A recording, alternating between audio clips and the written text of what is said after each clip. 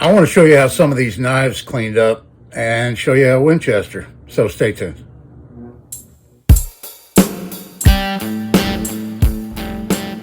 Hello everybody, and thanks for coming back for another video. This is Dave and I'm so glad you're with me today. We're out here in the shop. It's a little bit chilly. It's 62 degrees right now, which might not sound too chilly for you, but that's chilly for my area. Anyway, I got some of these knives done, so I thought I'd go ahead and show them to you.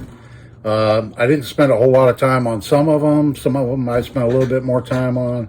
But we'll start off with this little guy right here. This is the little Colonial Hobo knife I picked up. And if you remember, it was very rusty. I managed to get all the rust off and clean it up somewhat. And it does have some pitting in the blade and everything. It has a really nice half stop.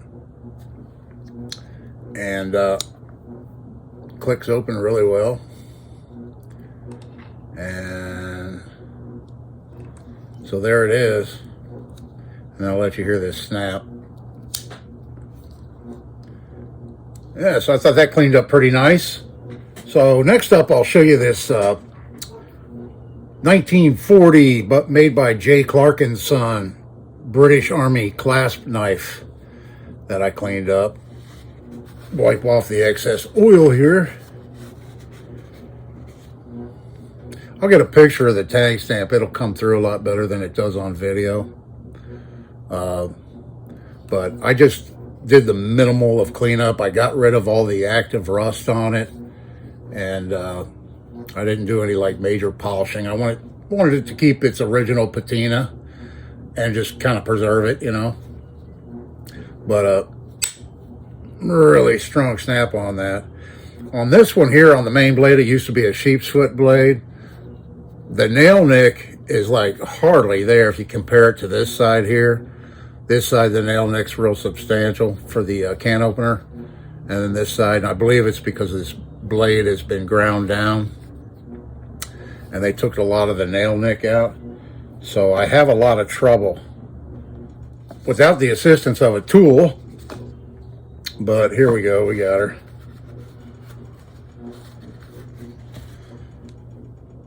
And yeah, this started off as a sheep's foot blade, but unfortunately it's been broken off and ground down and everything. But these are really well-made knives. Really strong springs in them. I mean, they weren't made to have like high quality fit and finish or anything like that. They're military issue knives, you know. Very similar to the U.S. If you saw that video where I showed my Camillus knife that I got when I was in the Navy. Yeah, so there's that one, and that's how that turned out. I was pretty pleased with that. And then next up, let me show you this one here. Really didn't have to do a whole lot to it.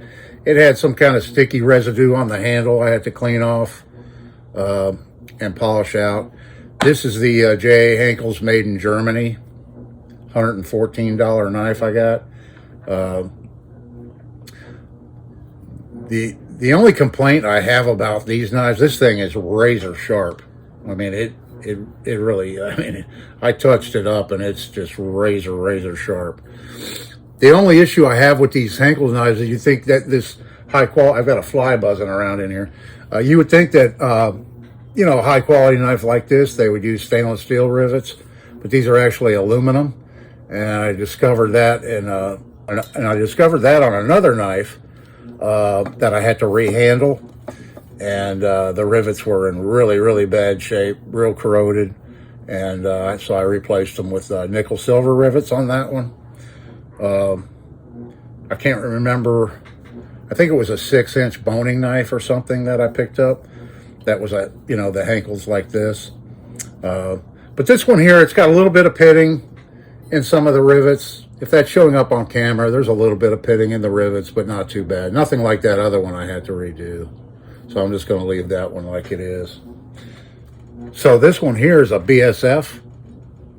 And it's made in Germany. And the BSF company, I did a little bit of research. They were bought out by Zwilling, which owns J.A. Henkel's. On the blade here, I don't know if it shows up, but it's right there, it shows Zwilling. And that company bought out BSF.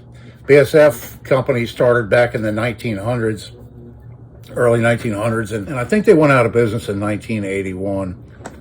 And that was about all the history I could get on them. So the BSF on here, it's hard to see, but it stands for the company name, which is Bremer something Silverworks. And the 90 number denotes the quality standard that the German cutlers came up with, and it denotes how much silver goes into a batch that they make. So it was like a 12, so like 12 spoons, 12 forks would get 90 grams of silver in that batch. They wouldn't do any more than, it was like a 12 by 12, so they do 12 forks and 12 spoons, and then 90 grams of silver would get plated onto those items, no more, and then they would denote what number it is. So you might see some with 60, 80, 90, 100. That's how many grams of silver they used in 24 pieces of silverware that they were plating. So this is an old carving knife that I don't have any idea how to accurately date this. Just guessing, I'd say it's from the 20s, could be the 40s. But I just really like the forged in bolster on it. So that fly just flew by. You see him flying by? Okay, so what I did was, not knowing how the handle was attached, I took a torch to it, and voila.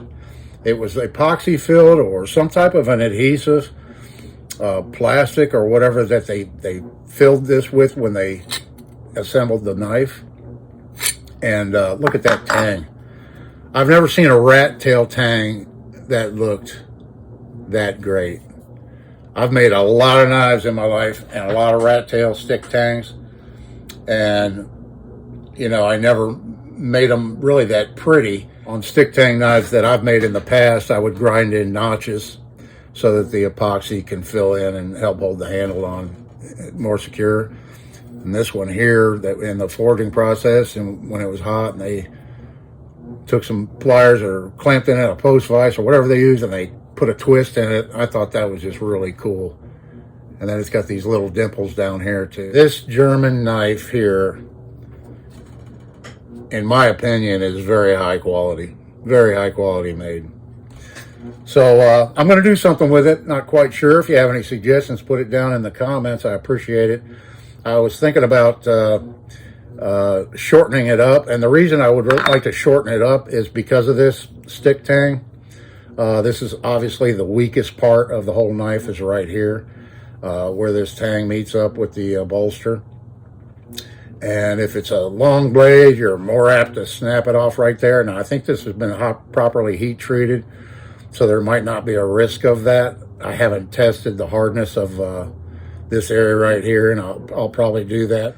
But I think the knife has a better chance of longevity if it was a little bit shorter, and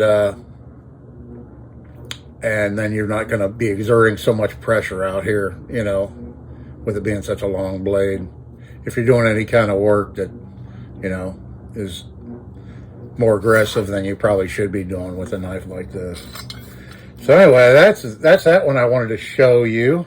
So if you remember, I bought a set of these Russell Green River blanks. I got them on eBay, I think it was a couple of weeks ago. And I haven't done anything with these two yet, obviously. But these are high carbon steel. I believe 1095 is what they used on these. And they've been using for years. And holds a decent edge, sharpens real easy. The butcher blade, I put an elk handle on it. And that's how it came out. I'm not 100% happy with it. So this chunk came out of a big elk horn crown, and it was really too big, but I don't even remember where I got it, but it's been laying around for a long time and I wanted to use it. But the diameter was so big that I ended up having to cut into the pores section in the middle there. So I've got some pores showing from the inside of it, you know, on the handle. But it does have a nice feel to it, and it really adds some weight to the knife. You know, really helps balance it out. Having a big old chunky, you know, piece of elk on it like that. I put some brown coloring in there by just burning it with my buffer, and adding a little bit of color here because it was so white where the crown was, you know, for it. Anyway, that's how that turned out. So I wanted to show you that one. I haven't decided if I'm going to make a sheath for this one yet or not. Not like I said, I'm not 100% happy with the handle and how it came out, but I may make a sheath for it in the future. We'll see. And then moving on to this knife here. I just love this little pocket knife. And I looked it up, and you know, it's marked Winchester, and the main blade has really been sharpened a lot.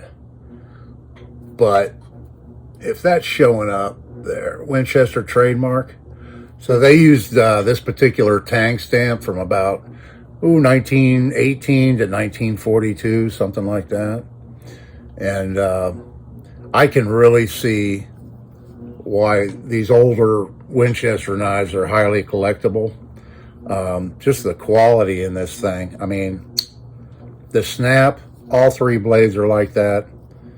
It's in, you know, the other two blades are in really good shape in comparison to the main blade. And then you have this one here. These don't have half stops on them, but I mean, really good snap and everything. And then I just love the badge, the shield.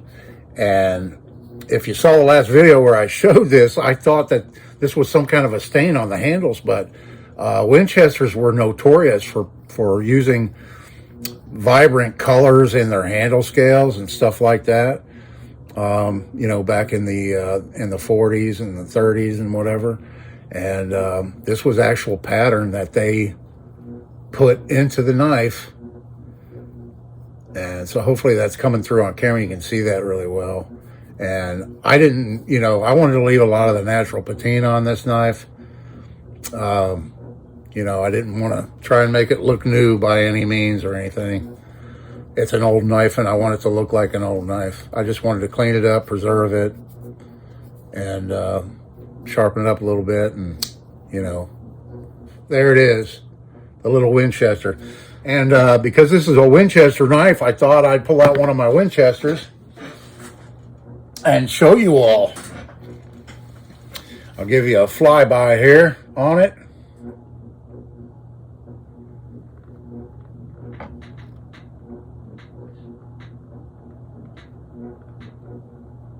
Isn't she a beauty?